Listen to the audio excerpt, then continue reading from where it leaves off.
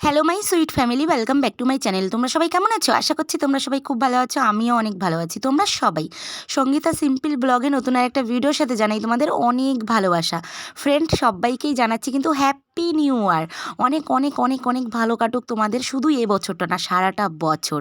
আমার যদিও একটু জানাতে তোমাদেরকে লেট হয়ে গেল, অ্যাকচুয়ালি লেট হয়নি, যেই দিন হ্যাপি নিউ ইয়ার সেই দিনই ভিডিওটা করেছি, কিন্তু তোমরা দেখবে কদিন পরে। কিছু করার নেই, যেহেতু আমার এখানটায় বুঝতেই পারছো সমস্যা নেটওয়ার্কের, যেই দিন আপলোড হয় সেই দিনই তোমরা দেখতে পারবে।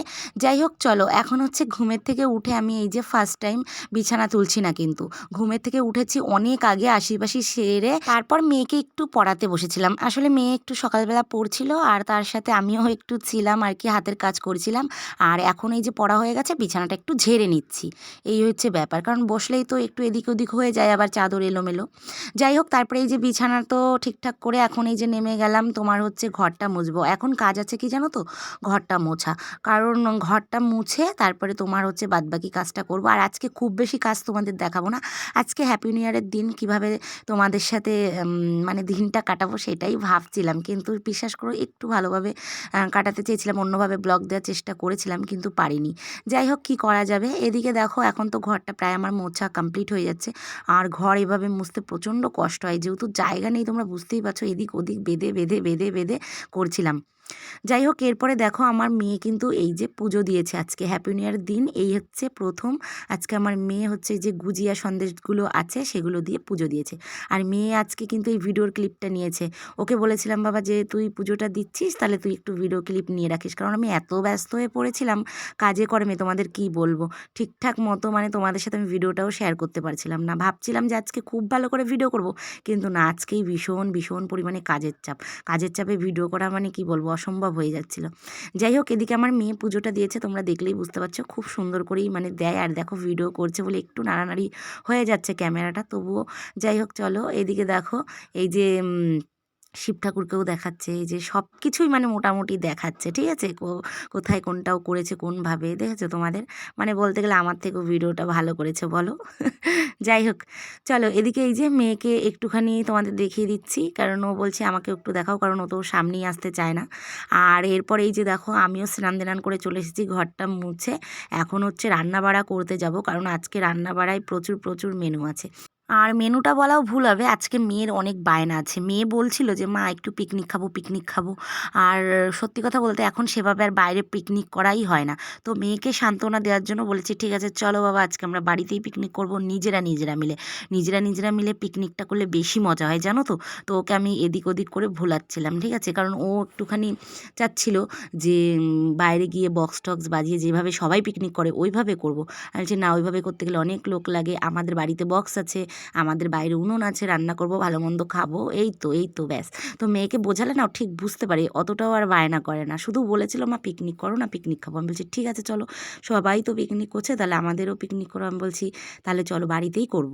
তো ওই জন্য মেয়েরও পিকনিক হয়ে যাবে আর আমাদেরও একটু বাড়িতে পিকনিক রান্না বাড়া বলতে হয়ে যাবে। ভালো অল্প কিছু আর কি রেখেছি মেনুতে, সেটা তোমাদের অবশ্যই দেখাবো।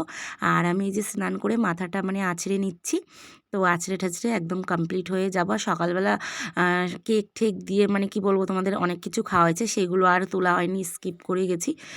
আর বড়দিনেও তো কেক খেয়েছি প্রচুর প্রচুর, মানে 25শে ডিসেম্বরেও কিন্তু কেক খাওয়া হয়েছে, সেটাও তোমাদের সাথে শেয়ার করতে পারিনি, কি করব বলো।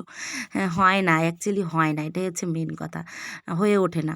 তো তারপরে দেখো এদিকে হচ্ছে এই যে এখন আমি আগুন মানে দিচ্ছি উনুনে, আর আমার এই উনুনটায় যা জ্বলে না, ব্যাপক জলে। তো মেয়েকে বলছিলাম এই যে আমার বাইরে উনুন আছে, বাইরে আজকে আমরা পিকনিক করব, ওই জন্য আজকে আমরা একটু লেটেই বসিয়েছি।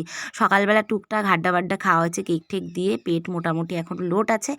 তো এখন একটু দেরি করেই রান্নাটা বসাচ্ছি, ধীরে ধীরে মানে রান্না হতে হতে ধরো সন্ধে সন্ধে হয়ে যাবে, ব্যাস। আমাদের ঠান্ডার মধ্যে, তাই আমার মেয়েকে বোঝাচ্ছিলাম যে ঠান্ডার মধ্যে তো পিকনিক বাইরে গিয়ে কী খায়, বাড়িতেই খাবো, সব আছে, টানা হাঁচড়া কে করে, বাড়িতেই খাবো। সন্ধে সন্ধে যেরকম খায় আমরা, সবাই খাই রাত্রি 10টা 11টায়, আমরা খাবো সন্ধে সন্ধে, তাই না। তো ঠান্ডার আগে খেয়ে দিয়ে ঘরে ঢুকে যাবো। আর এখন যেহেতু পৌষ মাসে যে কী ঠান্ডা, বাপরে বাপ, বলা মুশকিল, তোমরা তো সেটা জানো। যাই হোক, মেয়েকে অনেক কিছুই বোঝাতে হয়। আর এদিকে দেখো আমি সমস্ত কিছু কেটে কুটে কমপ্লিট করে নিয়েছিলাম। পেঁয়াজ আছে, টমেটো আছে, চৈজাল আছে, আলু আছে, ডিম আছে, অনেক অনেক কিছু তোমরা দেখছো। আর এখানে দেখো একটু ছোট ছোট কিউব করে চিকেন কাটা আছে, এটা দিয়ে পকোড়া হবে। আমার মেয়ের ভীষণ বায়না মানে ছিল, মানে বায়নাও না, মানে বলেছিল মা একটু পকোড়া করবে, তো ওই কারণে মেয়ের জন্য একটু পকোড়া করব।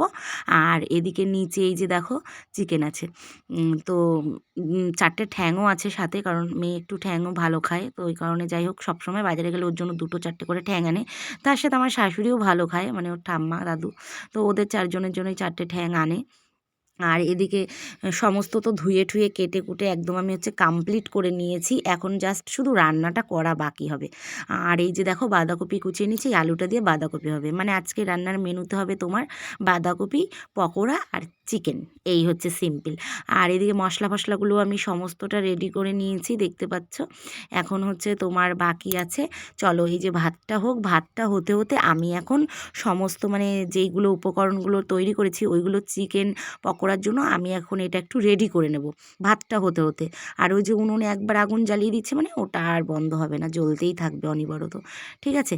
তো চলো এখন এই যে আমি একটু লেবুর রস চিপে দিয়ে দিচ্ছি হালকা একটু, যাতে স্লাইড গন্ধটা না আসে, ঠিক আছে, কারণ চিকেন মানে পোলট্রি তো একটু গন্ধ আসে, তো একটু লেবু দিলে গন্ধটা আসে না, চলে যায়। তো ওই কারণে এই যে লেবুটা মাখিয়ে একটুখানি, আর তার সাথে এই যে লবণ তোমার আর হলদে গুঁড়ো লবণ আর লেবু দিয়ে আর একটু সর্ষে তেল দিয়ে সুন্দর করে ম্যারিনেট করে রেখে দিচ্ছি মাংসটা, এটা রান্না হবে আলু দিয়ে, এটা হচ্ছে ঝোল রান্না হবে। আর হচ্ছে যেটা ছোট ছোট ছোট ছোট করে কেটেছি ওইটা তো পকোড়া হবে, ওইটাও একবারে মাখিয়ে রেখে দেবো যেটা যেটা লাগবে। আর মাংসটা আমি কিভাবে রান্না করি সেটা তো তোমাদের আগে পরে দেখিয়েছি, এখন আর কি দেখাবো বলো। তবু একবার বলে দিচ্ছি, এই যে সিম্পলভাবে এরকম মেখে রেখে দেবো এটা, তারপরে মশলা ভেজে কষিয়ে তারপরে মাংস দিয়ে অনেকক্ষণ কষে ঢেকে ঢেকে তারপরে এভাবেই মাংসটা রান্না করব। আর এদিকে এই যে তোমার হচ্ছে পকোড়ার জন্য নিয়ে নিয়েছি তোমার হচ্ছে একটু লবণ দিয়ে দিলাম।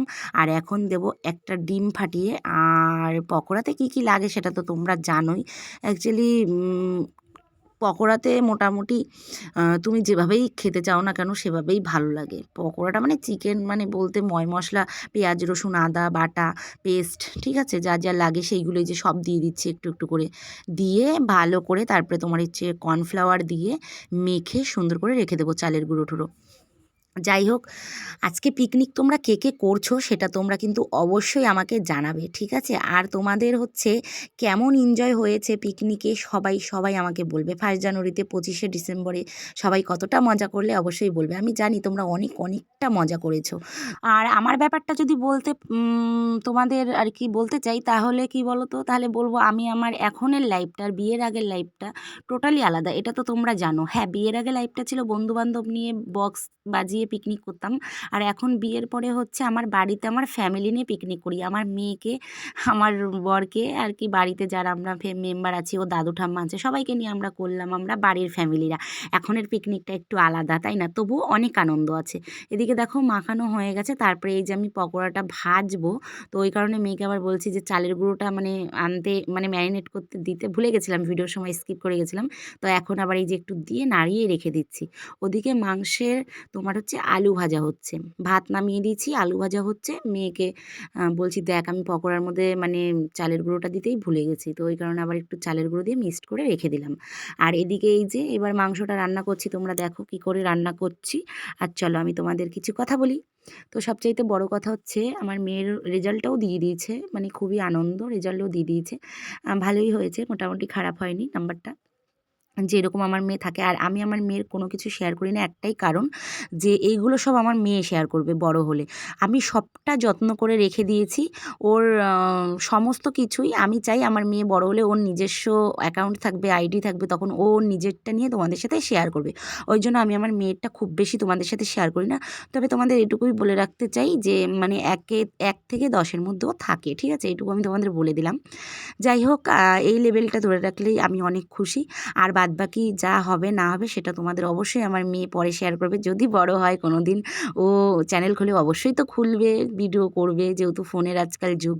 তো আমি এর জন্য ওই বাদবাকি জিনিসগুলো আমার মেয়ের জন্যই রেখে দিয়েছি, যে ওরটা ওই শেয়ার করবে, এটা সবচাইতে ভালো হবে, তাই না, তখন একটা আনকমন হবে। আর এদিকে দেখো তোমাদের সাথে কথা বলতে বলতে আমার কিন্তু চিকেন পুরো একদম রেডি কষানো। চিকেনটা নামিয়ে দিয়ে কষিয়ে একদম রান্না করে কমপ্লিট করে নামিয়ে দিয়ে তারপরে এই যে পকোড়া ভেজে নিচ্ছে। আর পকোড়াটা ভাজবো, আমার মেয়ে পাগল হয়ে গেছে কতক্ষণে খাবে, মানে আগে পকোড়া ভাজো ভাজো, তো এই কারণে আগে ভেজে নিয়ে সবাইকে দিয়ে নিলাম। আর এদিকে আমিও দুটো টেস্ট করছি, দেখছি কেমন হয়েছে। তো খেয়ে দেখি সত্যিই দারুণ হয়েছে, মানে অসাধারণ হয়েছে। আর মেয়েও বলছিল মা দারুণ হয়েছে দারুণ। এই ছিল আজকে আমাদের পিকনিক। তো বন্ধুরা, এটা হচ্ছে 2-3 দিন আগের ভিডিও। এই পিঠেটা শীতকালে বানিয়েছিলাম, একদিন পাটিসাপটা খেলাম আর কি, তোমার হচ্ছে ওই যে সন্দেশ দিয়ে, দুর্দান্ত। এটা হচ্ছে চিনি ফ্লেভার দিয়ে করেছিলাম, দুর্দান্ত হয়েছে। আর শীত পড়েছে, পিঠে হবে না এটা তো হতেই পারে না। তবে এবার জানো তো কেমন খাবো, এক এক দিন এক একটা খাবো, একবারে সব করে নেবো না, কারণ খেতেও বিশ্রী লাগে, করতেও বিশ্রী লাগে, ভালোও লাগে না, বিরক্তি হয়। এক এক দিন এক একটা পিঠে করে খাবো, ওটা বেশি ভালো হবে, তাই না? আর এইটা দেখো গুড়ের, এইটা হচ্ছে গুড় দিয়ে করেছি, জাস্ট অসাধারণ ছিল। এবছর একদিন পাটিসাপটা তোমার হচ্ছে সন্দেশ দিয়ে খাওয়া হয়ে গেল। তোমরা কারা কারা খেয়েছো অবশ্যই আমাকে কমেন্টে জানিও। আর পাটিসাপটা খেতে কে কে ভালোবাসো অবশ্যই বলো। আমাদের তো দারুণ লাগে, দারুণ। চলো আজকের মতো ভিডিওটা এটুকুই।